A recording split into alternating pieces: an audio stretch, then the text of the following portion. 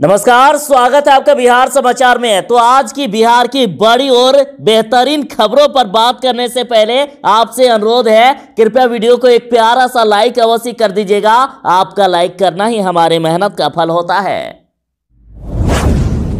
किसान आंदोलन में अब किसान नेताओं को जान से मारने की साजिश रची जा रही है। देखिए, सिंधु बॉर्डर से शूटर गिरफ्तार हुआ है और बोला जा रहा है कि 26 जनवरी को 4 किसान नेताओं को गोली मारने की साजिश रची गई थी। शूटर ने दावा किया है कि 26 जनवरी को किसान ट्रैक्टर रैली में गोली चलाकर माहौल को खराब करना था।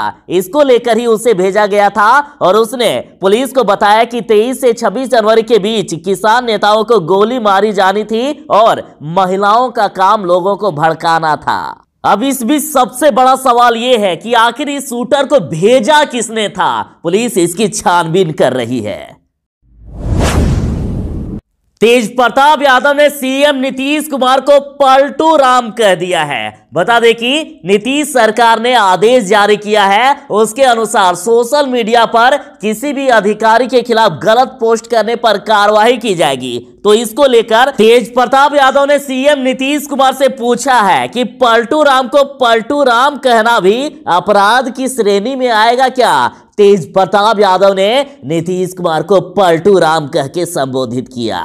तो तेज प्रताप यादव के इस बात पर जदयू नेता निखिल मंडल का कहना है कि पता नहीं जी कौन सा नशा करता है। बिहार में कोरोना की दवा देने को लेकर नियम बदल दिए गए हैं। बिहार में अब 600 केंद्रों पर सप्ताह में 2 दिन लगेगा टीका। नई गाइडलाइन जारी हो गई। तो पूरे बिहार में सिर्फ 2 ही दिन टीके लगेंगे, एक सोमवार और गुरुवार, तो दूसरा मंगलवार और शनिवार को। तो देखिए, सोमवार और गुरुवार को कहां टीका लगेगा, तो भागलपुर, बांका, गया, अरवल, औरंगाबाद, जहानाबाद, नवादा, सहरसा, मधेपुरा, सुपौल, दरभंगा, मधुबनी, समस्तीपुर, मुंगेर, खगड़िया, बेगूसराय, लखीसराय, शेखपुरा और जमुई में सोमवार और गुरुवार को टीका लगेगा।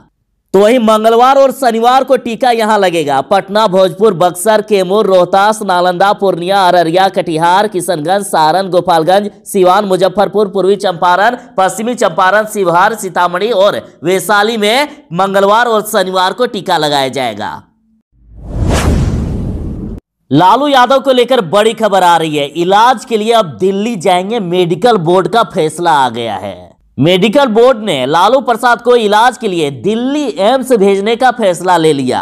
तेजस्वी यादव ने झारखंड के सीएम हेमंत सोरेन से भी बात की। बताया जा रहा है कि दोनों के बीच चार्टर्ड प्लेन की व्यवस्था को लेकर भी बात हो गई है।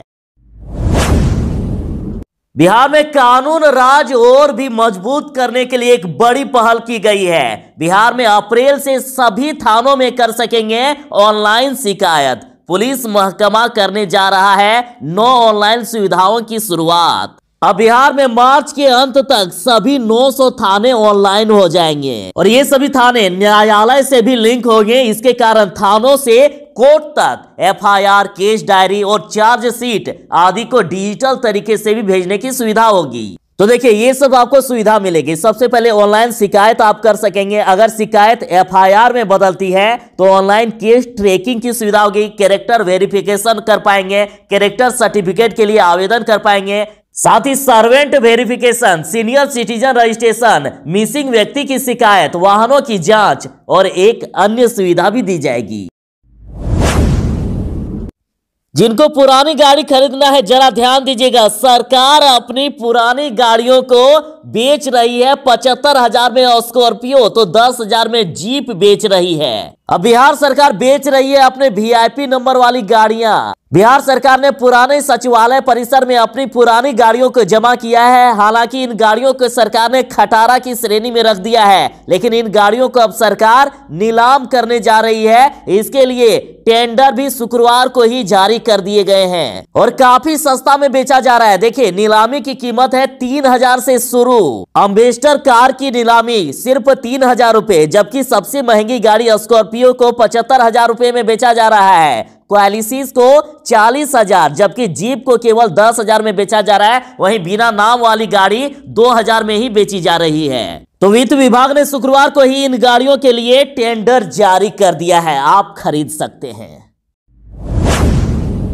बिहार सरकार ने बड़ा फैसला कर लिया है। बिहार में अब नहीं चलेगी 20 साल पुरानी गाड़ियां, और साथ ही यदि आप नई गाड़ी खरीदती हो तो आपको सरकार छूट देगी। बिहार में अब 15 साल पुरानी व्यावसायिक और 20 साल पुरानी निजी गाड़ियों का परिचालन पूरी तरह से बंद होगा। पुरानी गाड़ियां कम से कम सड़कों पर चले, इसके लिए निबंधन शुल्क को भी काफी ज्यादा बढ़ा दिया जाएगा। वहीं शहरों के भीतर 15 साल से पुरानी गाड़ी तो प्रवेश ही नहीं करने दिया जाएगा। और जल्द ही बिहार में स्क्रैप पॉलिसी लागू होगी। इसके तहत यदि आप अपनी पुरानी गाड़ी को बेचते हैं तो आपको एक प्रमाण पत्र मिलेगा, और जब आप नई गाड़ी खरीदने के लिए जाएंगे तो आपको 50,000 रुपए तक छूट दी जाएगी। तो वहीं छोटे वाहनों के लिए 30,000 रुपए की छूट मिलेगी। वहीं टैक्स में भी छूट दी जाएगी।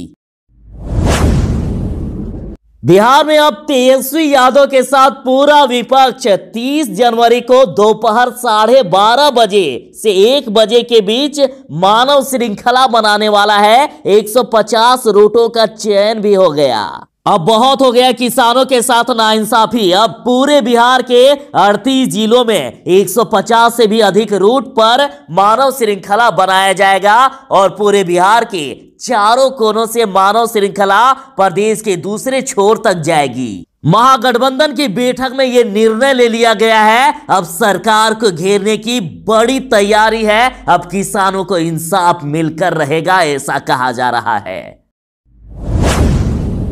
अब तक तो ये खबर आ रही थी कि जदयू और बीजेपी में टकराव जारी है, लेकिन देखिए इस खबर में कहा जा रहा है कि जदयू नेता ने तो बीजेपी नेता को जान मारने की ही धमकी दे दी। दरअसल वीरपुर के भाजपा विधायक ई शैलेंद्र ने गोपालपुर के जदयू विधायक गोपाल मंडल के खिलाफ शिकायत दर्ज कराई है। भाजपा विधायक ने जदयू विधायक गोपाल मंडल से अब जान माल का खतरा महसूस हो रहा है, ये कहा है, जिसे लेकर उन्होंने आईजी को भी पत्र लिखा है और सुरक्षा की मांग की है। तो देख लीजिए जदयू और भाजपा के बीच किस प्रकार के रिश्ते बिगड़ते ही जा रहे हैं।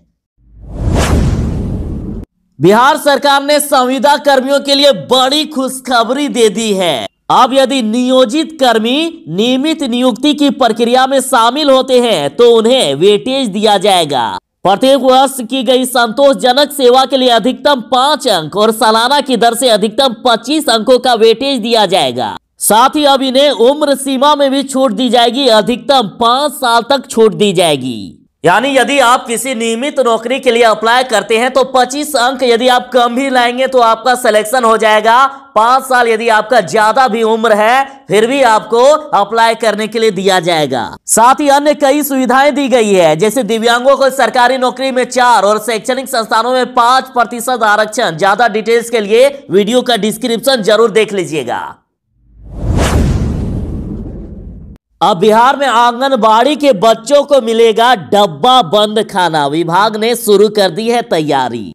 आंगनबाड़ी में अब नियम बदल दिए गए हैं। अब पूरे बिहार के आंगनबाड़ी केंद्रों पर अप्रैल महीने से बच्चों को डिब्बा बंद पोषक आहार दिया जाएगा। अब तक आंगनबाड़ी में आने वाले बच्चों को गर्म पका हुआ खाना दिया जाता था, लेकिन अब बच्चों को और भी हेल्दी व स्वच्छ खाना मिले, इसको लेकर विभाग ने तैयारी शुरू की है। और 1 अप्रैल से आरंभ हो रहे अगले वित्तीय वर्ष से बच्चों को अब डब्बा बंद खाना मिलेगा, और बच्चों को हर दिन मेनू के मुताबिक अलग अलग खाना, बेहतर खाना भी दिया जाएगा।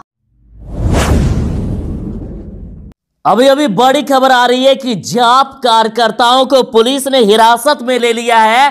पप्पू यादव के नेतृत्व में राजभवन मार्च कर रहे थे। पप्पू यादव किसानों के समर्थन में कृषि बिल के विरोध कर रहे थे और इसको लेकर वह राजभवन मार्च कर रहे थे। तो इसी बीच खबर आ रही है कि पुलिस ने कई जाप के कार्यकर्ताओं को गिरफ्तार कर लिया है। सरकार ने फरमान जारी किया है जिसके तहत सोशल मीडिया पर मंत्रियों व सरकारी अधिकारियों पर आपत्तिजनक लिखा तो कानूनी कार्रवाई होगी। तो इस पर तेजस्वी यादव ने नीतीश कुमार को भ्रष्टाचार का भीष्म पितामह कहते हुए सीएम को खुली चुनौती दी है और कहा कि अब करो इस आदेश के तहत मुझे गिरफ्तार। तो इस पर जदयू नेता अजय आलोक ने तेजस्वी यादव को कहा कि उम्र में छोटे हो, इसलिए एक सलाह दे रहा हूं, सरकार को चुनौती नहीं देते हैं और सांड को लाल कपड़ा नहीं दिखाते, अपना ही नुकसान होता है। भ्रष्टाचार के भीष्म पितामह और अपराधियों के संरक्षक होटवार जेल में बंद हैं। यानी इन्होंने लालू यादव को भ्रष्टाचार का भीष्म पितामह कहा और तेजस्वी यादव को दुर्योधन कहा है। दुर्योधन कहा है तेजस्वी यादव को। नीतीश सरकार ने कॉन्ट्रैक्ट पर बहाल कर्मचारियों को बड़ा झटका दिया है। सरकार ने नया गाइडलाइन जारी किया और इस गाइडलाइन के अनुसार कॉन्ट्रैक्ट पर नौकरी करने वालों को सरकारी सेवक होने की मान्यता नहीं दी जाएगी। और बड़ी बात तो यहां है कि बताया गया है कि जो लोग कॉन्ट्रैक्ट पर नौकरी कर रहे हैं उन्हें कभी भी 1 महीने की नोटिस या मानदेय देकर सेवा से मुक्त किया जा सकता है। साथ ही नई गाइडलाइन के अनुसार कॉन्ट्रैक्ट पर बहाल व्यक्ति किसी भी सरकारी सुविधा का भी लाभ नहीं हासिल कर सकेगा, न ही वह सरकारी सेवा में नियमित होने का कोई दावा ही कर सकेगा। इनकी बहाली में नियमित नियुक्ति वाली अर्हता ही लागू होगी।